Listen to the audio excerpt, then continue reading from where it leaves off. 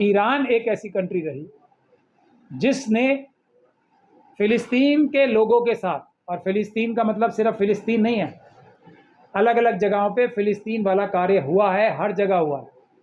फ़िलिस्तीन के लोगों के साथ पूरी दुनिया के मज़लूमों की लड़ाई लड़ने का काम ईरान ने किया। ना सिर्फ किया, बल्कि किसी न किसी और किसी बहुत बड़ी हद तक सक्सेसफुली किया और उनको ख़त्म नहीं होने दिया। तो आप लोग ये बात समझ सकते हैं कि जो कैपिटलिस्ट ताकतें हैं, जो ज़ायनिस्ट ताकतें हैं, वो इस ईरान से कितनी ज़्यादा परेशान और कितनी ज़्यादा दुखी हुई। अगर ईरान भी ख़त्म हो जाए, मतलब दब जाए, इराक जैसा हाल हो जाए वहाँ का, तो दुश्मनी कैपिटलिस्ट ताकतों की ख़त्म हो जाएगी, क्योंकि वो नहीं हो पा रहा है उनसे, तो इसीलिए दुश्मनी बरकरार है। अब ये दुश्मनी का नतीजा है जो दुनिया आज फ़िलिस्तीन के लोग और ईरान के लोग इस वक्त अपने लिए लड़ाई नहीं लड़ रहे हैं। मैं ये बात बताने के लिए आप सब लोगों को बुलाया है। वर्ल्ड ऑर्डर, अगर आज ईरान और फ़िलिस्तीन जो इनके ऊपर अग्रेशन हो रहा है, इस कैपिटलिस्ट ताकतों के, इस ज़ायनिस्ट ताकतों के हमले को रोकने में नाकाम हो जाता है, तो ये बाढ़ पूरी दुनिया के ऊपर आएगी। भारत उसका सबसे बड़ा नुकसान उठाने वाला देश होगा। ये भी मेरी एक ज़रूरत है जिसकी वजह से मैंने आज ये देश के लोगों को आगाह करने के लिए ये आप लोगों को तकलीफ़ दी है। तो इसलिए इस दुनिया के हर एक नागरिक का ये फ़र्ज़ है, अगर वो ग़ुलाम नहीं बनना चाहता ज़ायनिस्ट ताकतों का, कैपिटलिस्ट ताकतों का, क्योंकि आने वाला समय जो है आर्टिफिशियल इंटेलिजेंस का होने वाला है। आने वाला समय मनुष्यों का काम ही ख़त्म होने वाला है। आर्टिफिशियल इंटेलिजेंस से, रोबोट से ही काम होना शुरू हो जाएगा, यहाँ तक बात पहुँच सकती है। तो अगर आज की तारीख में ईरान अगर हारता है, मैं ये कहूँगा अभी तक जो भी हुआ है उसमें कोई, मैं ये नहीं कहूँगा कि ईरान की बहुत बड़ी कोई जीत हो गई है, हालांकि उन्होंने बहुत मुश्किल और बहुत इम्पॉसिबल काम अभी तक किया है, लेकिन जीत हो गई है ऐसा मैं नहीं कहूँगा। आने वाला टाइम क्या अनफोल्ड करेगा ये कोई नहीं जानता। तो इसीलिए पूरी दुनिया को, सभी देशों को फ़िलिस्तीन के साथ और ईरान के साथ खड़े रहना चाहिए। इसलिए मैंने आप लोगों को तकलीफ़ दी है। मैं अब आपको ये भी बताना चाहता हूँ कि अब जो इज़राइल है और जो बेंजामिन नेतन्याहू हैं, वो पिछले 40 सालों से ईरान के बारे में झूठ बोल रहे हैं। उनका मकसद वही है, किसी तरीके से वहाँ पे भी ज़ायनिस्ट ताकतों का कब्ज़ा हो जाए, जैसा जॉर्डन और दूसरे देशों में इस वक्त है। तो वो रोकने का काम जो है वो ईरान देश कर रहा है। हालांकि ईरान में भी पूरी ताकत लगाई गई है ज़ायनिस्ट ताकतों द्वारा, वहाँ पे करप्शन फैलाई गई है, और जो कुछ झटके लगे हैं बड़े बड़े, वो भी उनको, जो अंदर करप्शन फैल गई है उसकी वजह से लगे हैं, वरना पूरी दुनिया का काम और भी ज़्यादा आसान होता। मतलब ईरान को पूरी दुनिया की मदद करने में और भी ज़्यादा फ़ायदा मिलता, आसानी रहती। अब हमारे सामने दो प्रकार की लीडरशिप हैं। एक तरफ है अभी जो एक बड़ा देश है अमेरिका, उसकी लीडरशिप है डोनाल्ड ट्रंप साहब, दूसरी तरफ है खामेनेई साहब। अब इसी से हम अंदाज़ा लगा सकते हैं कि जो ट्रंप साहब हैं उनको हम कैसे जानते हैं। एप्स्टीन फाइल्स का नाम आपने सबने सुना होगा ना। अभी एलन मस्क साहब ने भी एक तरीके से उनकी पोल खोल देने की एक धमकी सी दी थी उन्हें। डोनाल्ड ट्रंप साहब को दुनिया जानने लगी, एक प्रोग्राम था दी अप्रेंटिस करके, जिसमें वो ट्रंप कंपनी में काम करने के लिए लोगों को बुलाते थे, उनका इंटरव्यू लेते थे, और उनका एक बहुत ही मज़ेदार सा प्रोग्राम था। देखने में तो मज़ेदार लगता था, लेकिन वो ड्रामेबाजी का प्रोग्राम था जिसमें उनका फेमस लाइन था, यू आर फायर्ड। तो वो उनकी मानसिकता दर्शाती है। उसके विपरीत खामेनेई साहब, वो दुनिया की उस समय की भी सबसे बड़ी ताकत के खिलाफ आंदोलन करके आयतुल्ला खामेनेई साहब की क़यादत में उनसे सीख कर, उनके साथ कंधे से कंधा मिलाकर, अपने ऊपर जानलेवा हमले झेल कर अपने देश को आगे बढ़ाने का काम किया है, एक ऐसा डेमोक्रेटिक सिस्टम दिया है। लेकिन सर करीब 55 देश बताए जाते हैं पूरी दुनिया में जो इस्लामिक कंट्री कहे जाते हैं। मैं अभी खत्म कर लूँ बात को। ये समर्थन में क्यों नहीं आ रहे हैं, क्यों नहीं सपोर्ट कर रहे हैं आमिर साहब को? मैं उसी चीज़ पे आ रहा था अभी, लेकिन आप सवाल पूछिए, बस मैं 5 मिनट में अपनी बात खत्म कर रहा हूँ, उसके बाद आप सवाल पूछ लीजिएगा। तो अब बेंजामिन नेतन्याहू साहब, अभी अभी उनकी सरकार गिरने वाली थी और वो जेल जाने वाले हैं। जैसे ही उनकी सरकार गिरेगी वो जेल जाएंगे लंबे समय तक, क्योंकि उन्होंने भ्रष्टाचार बहुत किया है।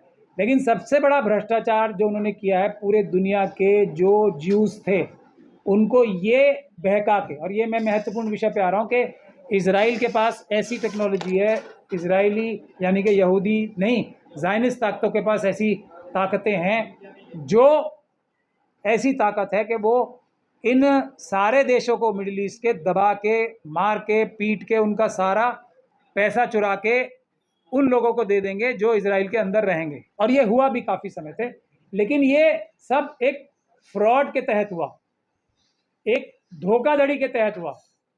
इजराइल कभी भी वेस्टर्न ताकतों के बगैर कुछ भी नहीं था, कुछ भी नहीं, मतलब कुछ भी नहीं था। ना बेंजामिन नेतन्याहू, ना इजराइल की फौज, और ना इजराइल के साइंटिस्ट, ना उनके जो वो बताते हैं कि हमारे पास एक से बढ़कर एक साइंटिस्ट है। ये कभी, ये सबसे बड़ा झूठ था। सारी की सारी वेस्टर्न ताकतें उनको एक अपने टूल की तरह इस्तेमाल कर रही थी। उसका पर्दाफाश अब जाके शुरू हुआ है।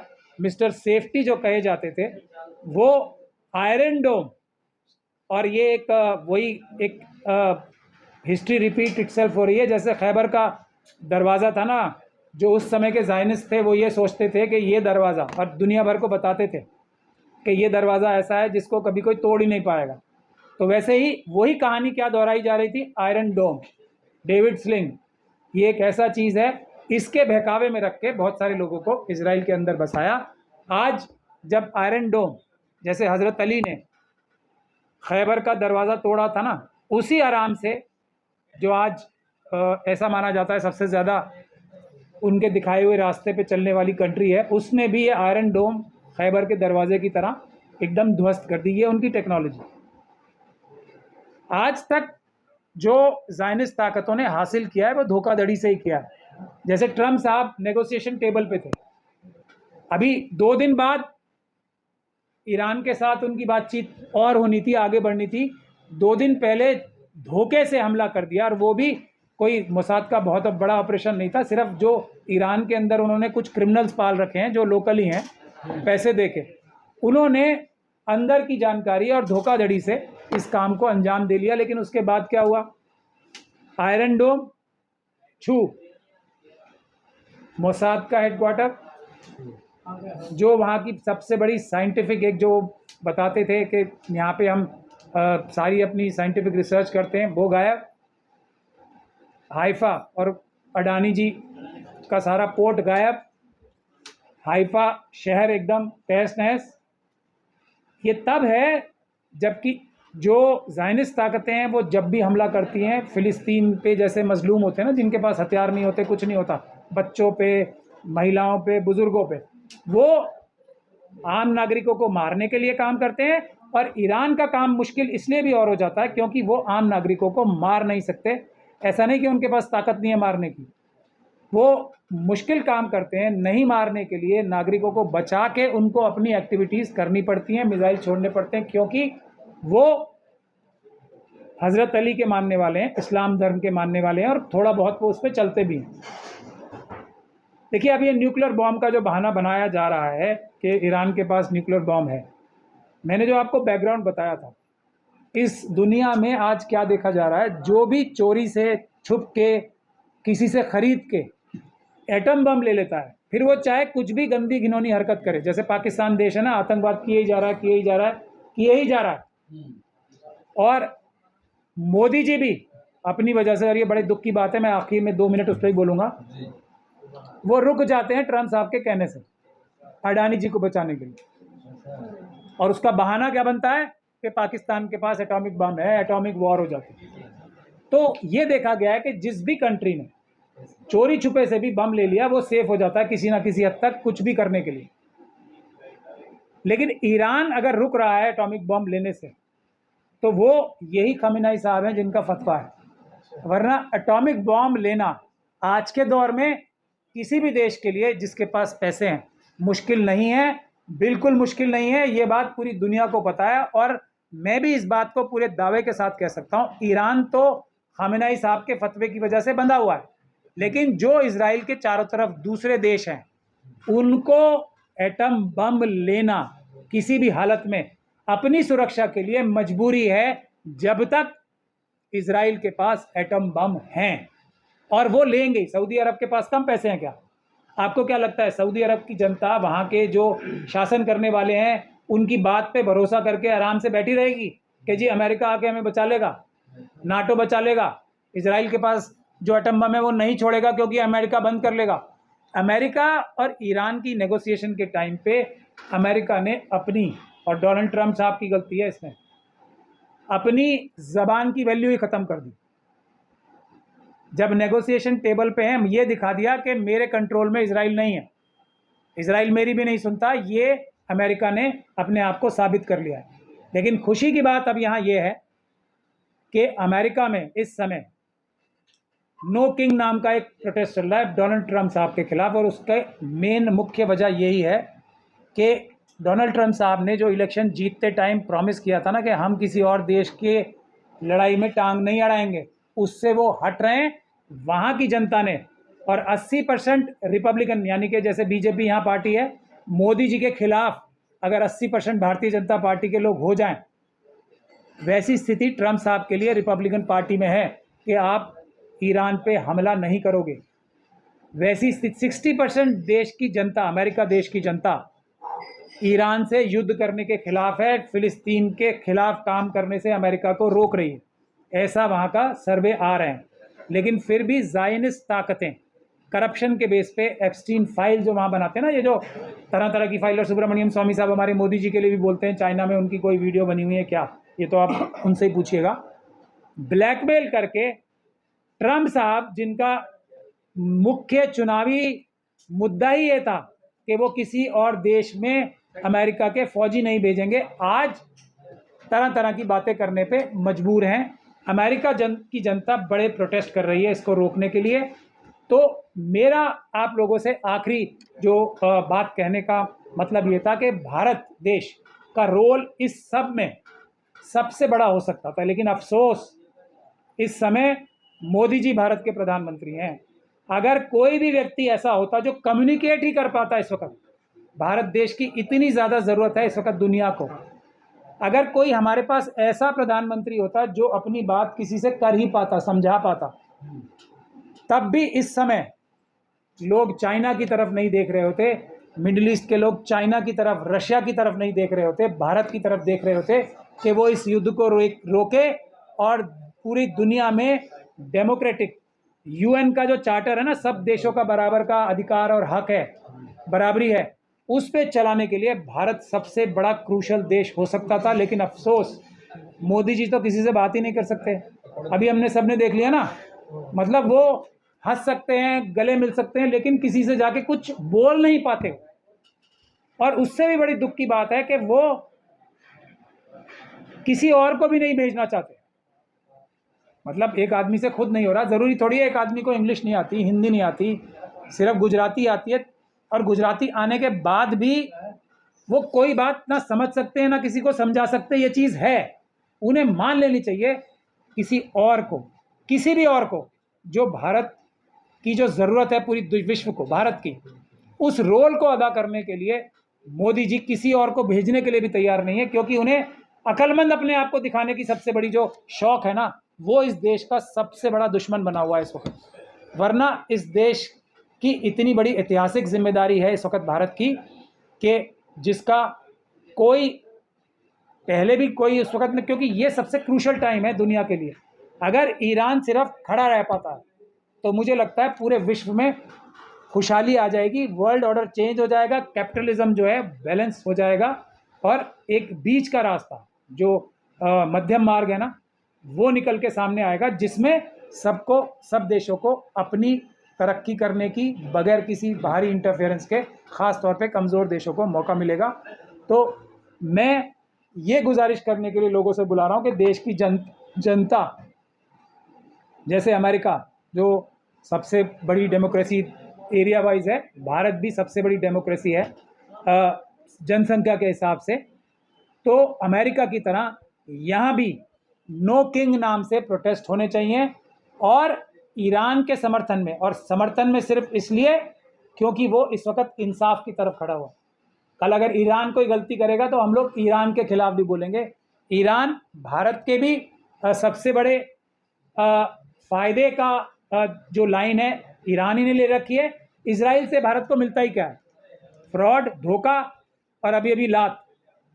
अभी एक हमारे यहाँ से ब्राह्मण धर्म के शायद मानने वाले वहाँ के जो वो रब्बी थे, उनके साथ जाके खड़े हो गए तो लात पड़ी उनके, वो उनके चरणों में झुक गए थे। तो इतनी तेज़ लात पड़ती हुई मैंने देखी है। पता नहीं वो अगर वीडियो सच्ची है तो मुझे किसी भी भारतीय को तो कम से कम बात ही नहीं करनी चाहिए किसी भी ज़ायनिस्ट व्यक्ति से। तो ये जो स्थिति है उसमें हमारे देश में भी मैं सब लोगों से गुजारिश कर रहा हूँ, अपनी ये फाइनल बात कहते हुए, ख़ास तौर पे सभी सबसे पहले मुस्लिम समाज के लोगों से, हर एक मस्जिद के बाहर मेरे ख्याल से नमाज के बाद कोई एक दिन में एक नमाज तय कर ली जाए। हर मस्जिद के बाहर छोटा या बड़ा प्रोटेस्ट एक होना चाहिए समर्थन में। इस समय फ़िलिस्तीन के साथ भारत की डिक्लेयर्ड पॉलिसी भी है ये, और इजराइल ने जो है हमला किया ईरान के ऊपर, उसके खिलाफ, और सब देशों को बराबर का अधिकार है। इसके लिए ये दो मुद्दों पे, एक तो फ़िलिस्तीन को आज़ादी दिलवाने के लिए, फ़िलिस्तीन एक अलग देश बनना चाहिए, फ्रीडम ऑफ फ़िलिस्तीन इंडिया की डिक्लेयर्ड पॉलिसी है उसके लिए, और हर एक देश की जो स्टेटस है वो बराबर होना चाहिए। कोई देश किसी के ऊपर दबाव ना बनाए, इंटरनल पॉलिसी में इंटरफेयर ना करे। उसके लिए इन दो मुद्दों के लिए मैं सभी मस्जिद के लोगों से भी गुजारिश करना चाहता हूँ कि वो प्रोटेस्ट करें। फ्राइडे के दिन हर मस्जिद के बाहर प्रोटेस्ट होने चाहिए। मैं अपने बहुजन समाज के भी सभी लोगों से ये गुजारिश करना चाहूँगा कि ये इंसाफ और बराबरी की लड़ाई जो ईरान लड़ रहा है इस वक्त, उसमें हमें उन सब का साथ देना चाहिए, क्योंकि ये वही आइडियल्स हैं जिसके लिए बाबा साहब ने हमारा संविधान बनाया था। तो सबसे पहले सभी मस्जिदों की जिम्मेदारी है, अगले फ्राइडे को जुमे की नमाज के बाद भी हर एक मस्जिद के बाहर प्रोटेस्ट करने का आह्वान मैं करता हूँ। मुझे अफसोस के साथ ये बताना पड़ रहा है कि सिर्फ लखनऊ की मस्जिद के अलावा, जहाँ मौलाना कल्बे जवाद साहब ने प्रोटेस्ट किया, और किसी मस्जिद से कोई बड़े प्रोटेस्ट की मेरे पास जानकारी नहीं आई है। अगर ऐसे प्रोटेस्ट हुए हैं तो ये वेलकम है। किसी भी प्रोटेस्ट करने वाले को इस समय पीसफुल प्रोटेस्ट होना चाहिए, बिल्कुल। और वो हम लोग तो करते ही पीसफुल प्रोटेस्ट हैं, कभी नॉन पीसफुल प्रोटेस्ट कर ही नहीं सकते, संविधान के मानने वाले हैं। कोई भी प्रॉब्लम आती है तो हम उसे लीगल मदद देने को तैयार हैं, बिल्कुल निडर होके। देश के लिए, हमारे देश के संविधान से सीख के ही, बाबा साहब के संविधान से सीख के ही बहुत सारी दुनिया के देशों में ये वैसे संविधान बने हैं। और यूएन की भी जो रूह है ना, वो बाबा साहब के एक वोट के अधिकार के ऊपर ही निर्धारित है। एक वोट का अधिकार सबके पास होना चाहिए। तो ये प्रोटेस्ट करने की भी जिम्मेदारी भारत देश की है। पूरे दुनिया में बड़े बड़े प्रोटेस्ट हो रहे हैं। अगर हम इन प्रोटेस्ट के द्वारा कुछ तो कर पाएंगे, एक तो उन फ़िलिस्तीन के मजलूमों के साथ खड़े होने के लिए, और ईरान जो पूरी दुनिया के मजलूमों के लिए इस समय रिप्रेजेंटेटिव है उनका, उनके लिए जो हमारा मिनिमम कंट्रीब्यूशन हो सकता है वो हम कम से कम पीसफुल प्रोटेस्ट करके तो करें ही। इसमें कोई किसी को कोई परेशानी, नाजायज़ कानून के विरुद्ध जाके पुलिस या प्रशासन से परेशानी आती है तो हमारे ऑफिस से संपर्क करें, हम उसे पूरा सहयोग करेंगे। बहुत बहुत